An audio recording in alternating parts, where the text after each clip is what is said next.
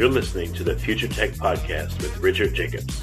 Future technologies such as artificial intelligence, stem cells, 3D printing, gene editing, Bitcoin, blockchain, the microbiome, quantum computing, virtual reality, and exploring space are much closer than you might think. In fact, many early versions of these technologies are in play right now, and the companies that are using these technologies are the focus of this podcast. My goal for you, the listener, is to learn from these podcasts. You may very well learn something that may change the course of your life for the better, steer you towards a new career, or give you insight into addressing a thorny medical problem. Remember, this podcast and its content is informational in nature only. No medical, tax, legal, financial, or psychological advice is being given. If you've enjoyed the podcast, please listen, subscribe, like, and tell your friends about it. Thank you.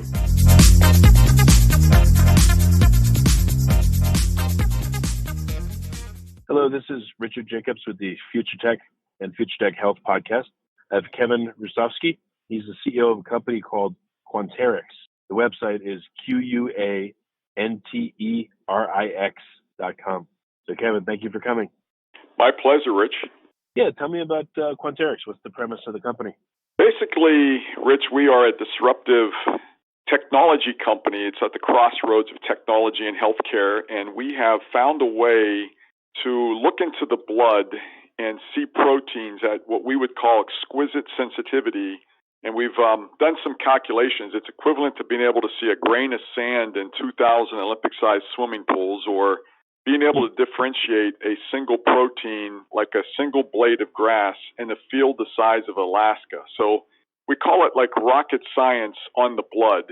And blood is a treasure trove of information. There's about 6 quarts in your body, and it travels 60,000 miles throughout the vascular structure every minute. And so it's loaded with information and proteins and DNA and RNA and really important, we'll call them biochemistries, but many of them are at such levels that nobody knew they were there. Well, our rocket science has uncovered them, and it's led to incredible levels of new insights around both health and disease. So you're looking for proteins, and can you express it as like parts per billion, or how do you express the concentration? Like, yeah, it's actually what we call milliliter. It's like femtomolar or femtograms per ml, which is like 10 to the 15th. So it's incredibly sensitive. So it's something that is about 1,000 times more sensitive than anything in the world, and that's given us the ability to see really important proteins around neuro health and oncology and infectious disease that nobody else can see. And it's allowing the blood, which is a pretty low invasive test, to be able to reveal disease long before symptoms, and that's what's making it game changing. Yeah. So what kind of important elements in blood are would you have to measure at this sensitivity level?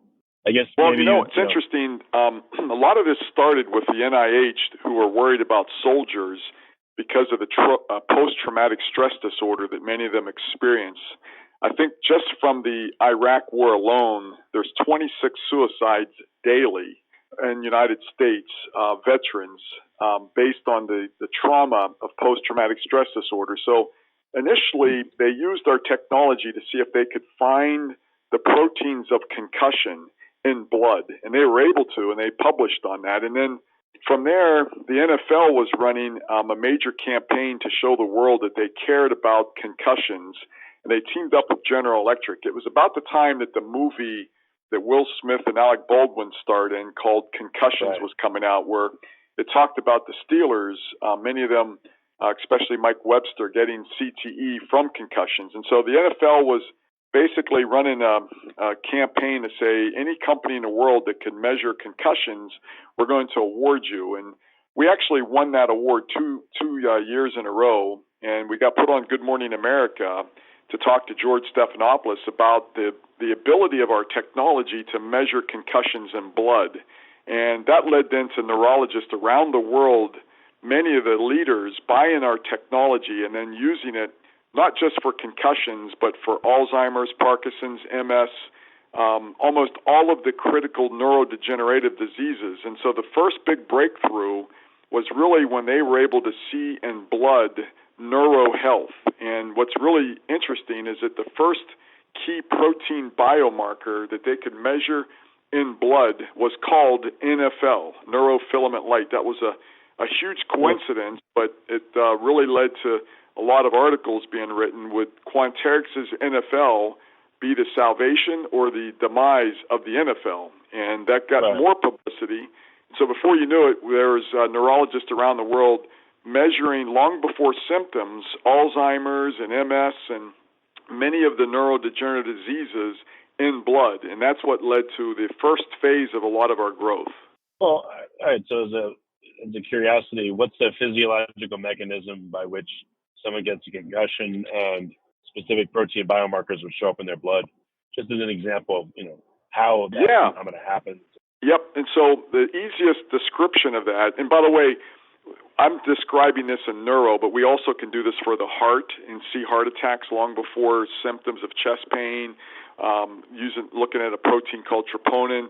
We've got a whole lot of things going on in oncology as well. But let me go very specific to concussion and this NFL. So a neuron is a cell in the brain.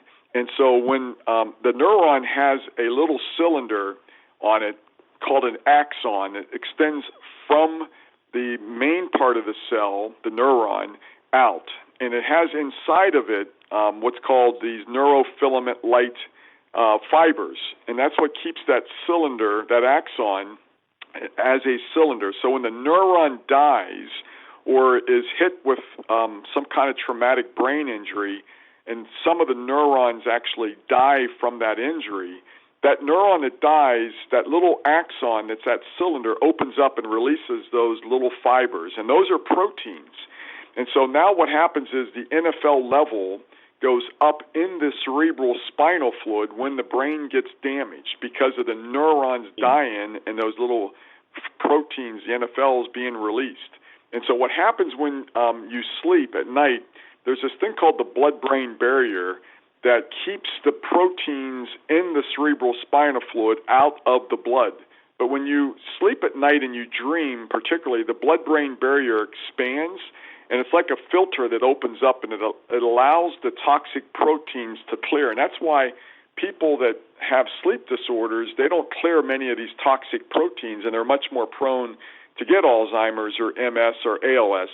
Sleep disorders is one of the key factors. And so what happens in this case is that NFL fibers that got released because of the concussion, they get released through the blood-brain barrier into the blood, and then we can measure it in blood. And so when you have a concussion, within minutes, and the NFL actually gets through the blood-brain barrier, not just at night when you sleep, but immediately after the incident, in blood, the NFL level then starts to elevate, and that's what we can measure. Okay. And why has it been so difficult to measure substances in the blood at such low concentrations? What gets? It's primarily like the microscope, right? When you first invent it, you might be able to get 100x or maybe 500x or maybe 1,000x or 10,000x.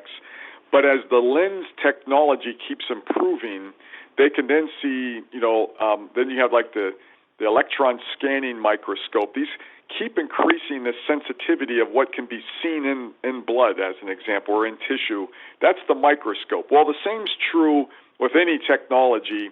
If the level of the protein is so low, the technology doesn't have the ability to see it because the technology isn't good enough. It's not got a good enough magnifying lens, basically. And so we've been able to digitize these different ways of approaching it and rebuild using AI algorithms the ability to see these proteins. And so we created sensitivity by digitizing the test. And that was the breakthrough, was using technology to unlock the sensitivity.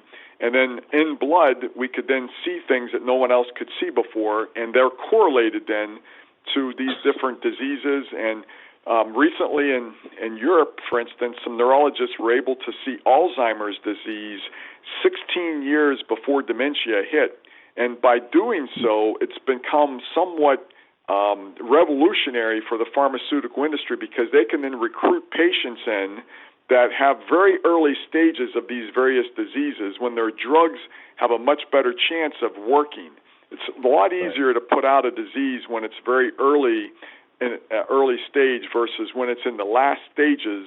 Once someone has stage 4 pancreatic cancer, it's very hard to reverse the disease at that point. It's so metastatic that it's just too much to reverse. But if you can get these diseases really early, then the drug's got a much better chance to get approved and to be effective. And so that's where the drug industry has jumped on our biomarkers now, and they're recruiting patients long before symptoms, and they're able to get drugs approved much more efficiently that way. Interestingly, most drugs are very toxic, and so if you can get to a disease much earlier through these biomarkers, you can actually use less drug to put the disease out. So it's not only that it's more effective, but you can have lower dose, which removes a lot of the toxicity that these drugs have. So that's the big breakthrough for our current growth, is working with the pharmaceutical and biotech industries so that they can look at and use our biomarkers to help them get their drugs approved. And that has created the first major phase of our growth. So for Alzheimer's, what were you able to see in the blood so early on? Well, in the case of the most recent third-party peer-reviewed trial from neurologists in Europe, what they did was, first of all, Rich, there's a type of Alzheimer's disease called familial Alzheimer's, and only 1% of Alzheimer patients are in fact what's called familial, which means that you've got the genes to get Alzheimer's, and they can predict based on your genes and your DNA when it is that you're going to get Alzheimer's. When you're going to get dementia. So they can actually predict it within a year or two. And so because there's all these patients that already know based on their DNA that they've got Alzheimer's, they then know when those patients are going to get dementia. So what they did was they took all of those patients and they measured their NFL levels. That's the level of NFL, means how much neuronal death, how much death of neurons have they had.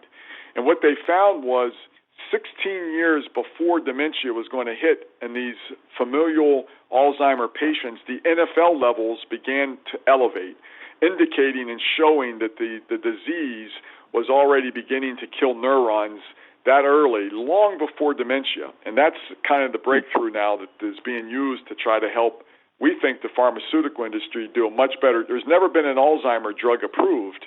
And you might have saw the news this week from Biogen, one of our largest customers, that they originally pulled a drug, and when they did, it's called aducanumab. When they pulled that beta-amyloid drug, anti-beta amyloid drug, they lost $17 billion of market cap that day. And that was about 4 or 5 months ago. And they came out this week and announced that they now said if you look at the mild cognitive impairment cohort, which is a little bit earlier stage, they are showing evidence that their drug actually works. So this could be one of the biggest breakthroughs of our lifetime. For the first time, we might have a phase 3 trial that's going to approve an Alzheimer drug. So that's the kind of excitement that there is right now in this biomarker landscape. I guess you could also, theoretically look at background levels longitudinally of all kinds of biomarkers in healthy people. Maybe they can't be seen right now. I don't know. And then that actually establish a baseline. We run a summit called Powering Precision Health, and we started running this 5 years ago when I first joined as a way to basically validate our technology. There was a company called Theranos that was claiming that they could see in blood a lot of these diseases, and they were doing it secretively. They weren't working with the industry. They kept saying that they had trade secrets, and as a result, there were no third-party peer-reviewed publications. And so we formed this summit, Powering Precision Health, in order to get third-party peer-reviewed publications to validate our technology. We now have over 600 of them.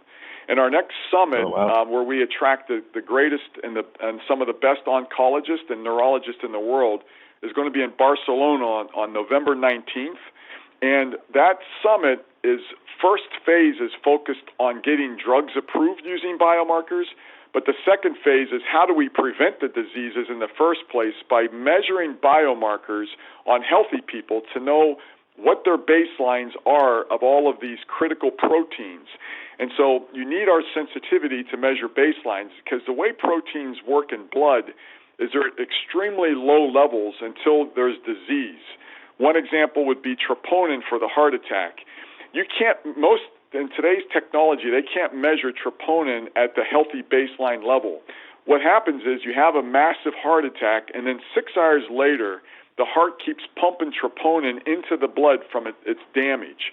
And today's technologies are capable, ultra-sensitive technologies are capable to see troponin in blood 6 hours after a heart attack. So when you go in with chest pain, they take your blood. If they can measure troponin, it tells the doctor that you've had a major heart attack. Well, they can only measure it only when it elevates based on having the cardiac infarction, where we can actually see troponin at baseline levels. So our second phase of Powering Precision Health is focused on healthy people, measuring their biomarkers, and then they can measure annually any movement from their baseline starts to indicate that they've got something that they might want to get checked out. So that's the future, is really, it's that continuum of being able to see healthy, very low levels of protein all the way up to when it is that you might have a disease when the protein levels elevate. Yeah, no, that's great. Are there,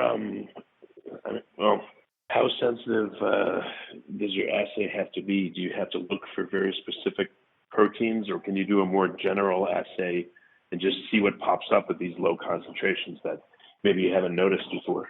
Yeah, it's a great question, because you're really kind of asking a couple questions in there that I want to break it apart quickly. One is this concept of multiplexing means that you're going to run multiple protein tests at the same time. And we just bought a new technology about a year and a half ago into our company that allows us to multiplex up to 10 proteins simultaneously. So that's the first step of getting to the kind of thing that you were describing, which is a broader kind of screen of proteins. The second part of this question that you're asking that deserves an answer is that every protein, when you're healthy, is at a different level. Sometimes the level is very high. Sometimes it's actually so low you can't see it. And for instance, in the immune system, there's hundreds of proteins. They're called cytokines.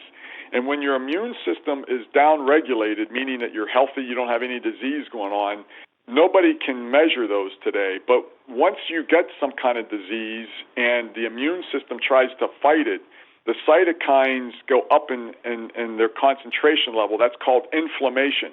And so we can actually see inflammation at its baseline level, and any movement would then indicate, that there is something going on. And so we have to know what the protein is that you're measuring, and we could now get it up to 10-plex, and someday we could probably do 100-plex. But we actually think that the immune system might be one of the best places to do the type of thing you're describing, is measuring all of those inflammation markers. And then when you start to see one increase, it would indicate at a very early time that there's some disease in your body. So, we'll see, but those are some of the next generation technologies that we're just beginning to work on.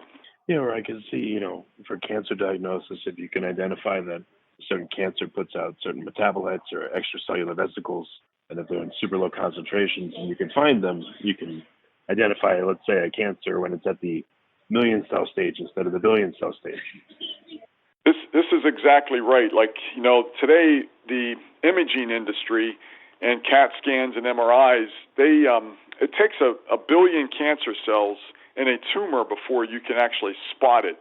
And so even after someone's got a tumor removed and they're trying to monitor them to determine whether or not they're in remission, they might say, because they can't see anything, they say, they're cancer-free. But the reality is that it takes a billion cancer cells to agglomerate in a tumor before today's imaging can see it. And so there is a field that has emerged that's one of the fastest growing and most valuable fields right now, and two companies, Guardant and Natera.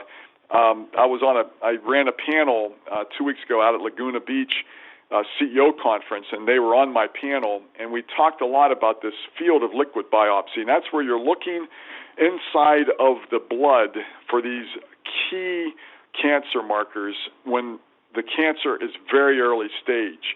And then once the cancer starts and they treat you, it's trying to determine when the cancer is returning so that you can get back at some treatments very quickly. So that whole field is burgeoning. It's a new field, and we actually saw an announcement today. Guardant is saying they're going to do a 10,000 patient cohort study on colon cancer, looking for blood biomarkers. There's another company called Exact Sciences that has a product called Cologuard that you might have seen, where it's a kind of a newer Cologuard.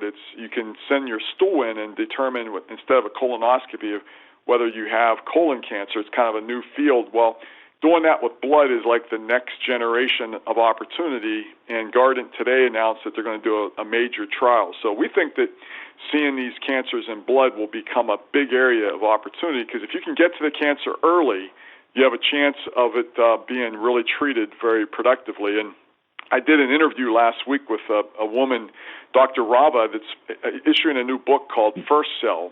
She's an oncologist.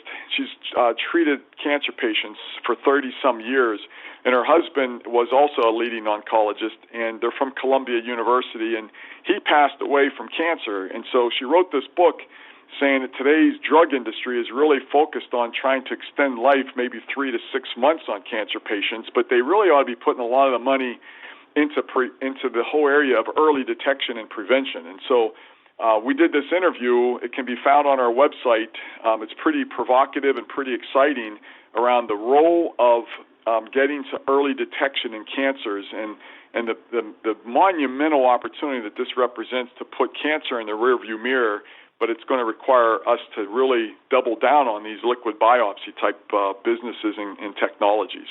Well, again, also, I know you guys can't do everything. It also seems like companies need to use your technology. Again, like, let's say if I was a company investigating cancer and I was looking at the efficacy of surgeries, I'd want to see the ramp down rate of various cancer biomarkers, and maybe that's never been looked at, or maybe it couldn't be looked at, to see what actually constitutes a remission or a durable. Exactly right. I mean, this is, my view, and on some of my keynote slides, I say that we have the ability and the potential to redefine remission, because remission today is really a term, as you point out, that's based on the inability to see anything that represents what you think is a tumor or cancer, and so then they say you're in remission or you're cancer-free. But the reality is that the cancers that you're most worried about are the cancers that are moving around in your blood anyway, because they're more metastatic and they're more transitory. So it's critical to see these cancers with this exquisite sensitivity in blood to truly get to the earlier stage of understanding that someone may not be in remission when they think they are. Or it could be that the cancer has started, as her book points out, First Cell, long before there's ever symptoms or ever any kind of evidence on imaging that you have it. So, yeah, this is a pretty provocative area, because you want to keep breathing hope into anyone that has cancer, and I think there are some incredible new immunotherapy drugs that are coming that can absolutely help, but we also want to keep investing in ways to prevent the cancer in the first place, and we think there's already a lot of environmental factors that our biomarkers can pick up that are triggering many cancers, like eating growth hormones in the food supply, a lot of the red meats, and a lot of the pesticides in the food supply, as well as the antibiotics being used in the animal food chain that can destroy the microbiome, or smoking, or drinking, or radiation. There's so many environmental factors that we now know of that can actually trigger cancers, and they seem to have a much greater propensity than what you're even born with. So you might be born with the BRCA gene mutation, which gives you a high probability of maybe getting cancer, but then there are steps you can take to prevent yourself from getting cancer in the way you live your life. And having biomarkers that interact with you at a personal level is a lot of what we're trying to do with Powering Precision Health, to empower the individual to manage their own health destiny by understanding their biomarker profiles and keeping an eye on them at a routine level. Are you able to have a sensitivity to find anything within a certain range of concentration, or like how specific does your looking have to be? Do you have to say, all right, in order to measure these proteins, we have to know a lot about them and look, our assay has to be very finely tuned, or can you look generally to see what's there again that you may not have seen before. Yeah, it's interesting. The technology that we're using is basically miniaturized beads that are microscopic. We take 500,000 of them, and each one of them, we coat them with 1 million antibodies that are programmed to grab onto the protein of interest like Velcro. So we're utilizing the traditional ELISA technology that was used by the diagnostic industry, Abbott, Roche, and Siemens. It's a very tried and true, 75-year industry of just using antibodies to grab on the proteins, but what the trickery really comes by having these miniaturized beads that then the beads fit onto a microarray. We call it Simoa, single molecule array, that each bead goes into one well, and then by doing so, we can isolate the well and see a single protein that you couldn't see before. So the real mastery of this technology is being able to break up the sample basically with these beads into 500,000 little samples and then interrogate each one of them.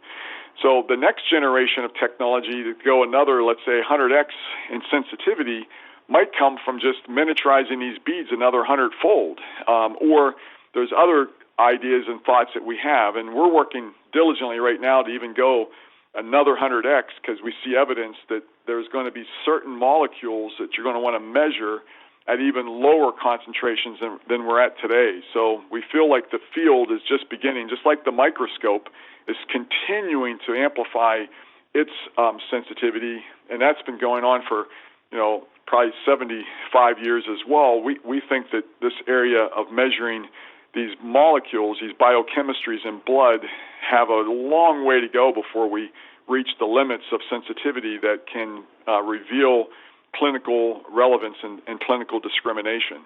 Could this be redeployed, using your technology to pull substances out of the blood and reduce their concentration because of the uniqueness and the stickiness of the beads you're using? Yeah, that's an interesting point. We right now have been focused primarily on detection and being able to measure what's in there as opposed to trying to come up with ways to eliminate what's in there. That's a field that would be very different than ours. And, the ability to look at all 6 quarts of blood and to remove what it is that maybe is the bad actor could someday be an interesting scientific exploration. The challenge, I think, is whatever it is that's happening biochemistry in all the tissues that's driving those different biomolecules into the blood will still be going on, even if you were able to clean out what it is that you might go after. So I think for us, the key is to try to get to the biological understanding of the body and then determine what is it that you have to turn off or on to prevent the bad things from happening to your body. And so our focus right now is primarily on detection, but you're right, someday maybe you could use it for filtering things out. Yeah, interesting. Oh, so what is what's ahead for you for the next few years? Is it, again, just partnering with different drug companies to help them in their efforts, or how many different initiatives are you working on, and which ones do you think are going to, reach the next level in the next few years or come to fruition? Yeah, great question, Rich, because, it's a lot of being successful in the business world historically has been about prioritization and trying to make sure you pick the most important areas and then drive those for growth and then move to the next area. And so we're definitely doing some of that, but we also have this Powering Precision Health Summit that we use to learn and to figure out where the next generation can help the world. We want Quanterix to give back more than it takes. So even though we're growing and we went public, 2 years ago, I think we raised $120 million just in the last 4 months to fund our company, and it's growing very rapidly. Our goal here is to start with the pharma biotechs and getting drugs approved that need to be approved to help those with the diseases. But then we want to move very quickly to what we call disease prevention, where we are allowing healthy people to monitor their biomarkers routinely and to know when they're getting in harm's way. For instance, if you have a child that's playing soccer and they're doing the header and they're killing neurons and their NFL levels are going up, we want to be able to tell parents early on that they're putting their kids in harm's way of future anxiety or depression or mental issues, because today we know that in the United States alone, a third of individuals at some point in their lifetime, in their lifespan, are going to have mental disorder of some level. We also know that people in the United States are living as much as 6 to 8 years shorter than people in Japan and France, and there's been a lot of elimination of a lot of the bad things in Japan and France that we still are doing in the United States, primarily around obesity, the use of sugars, the corn subsidies that create corn syrup.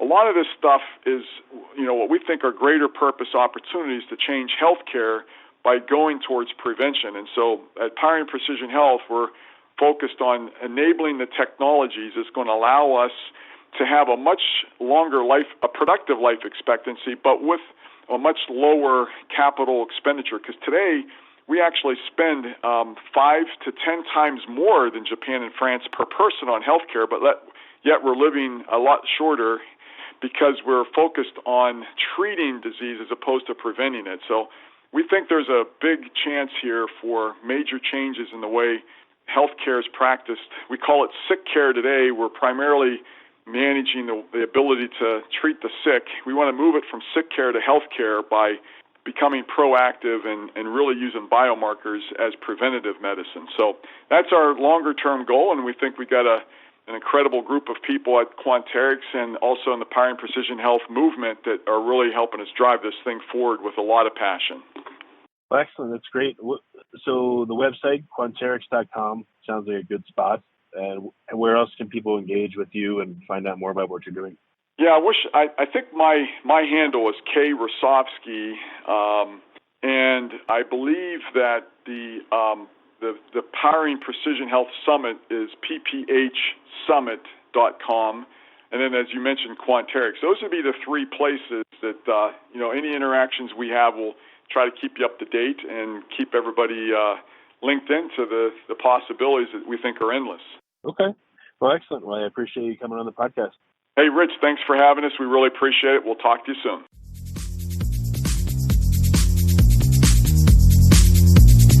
You're listening to the Future Tech Podcast with Richard Jacobs. Future technologies such as artificial intelligence, stem cells, 3D printing, gene editing, Bitcoin, blockchain, the microbiome, quantum computing, virtual reality, and exploring space are much closer than you might think.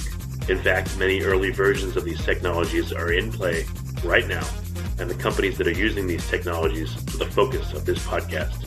My goal for you, the listener, is to learn from these podcasts. You may very well learn something that may change the course of your life for the better, steer you towards a new career, or give you insight into addressing a thorny medical problem.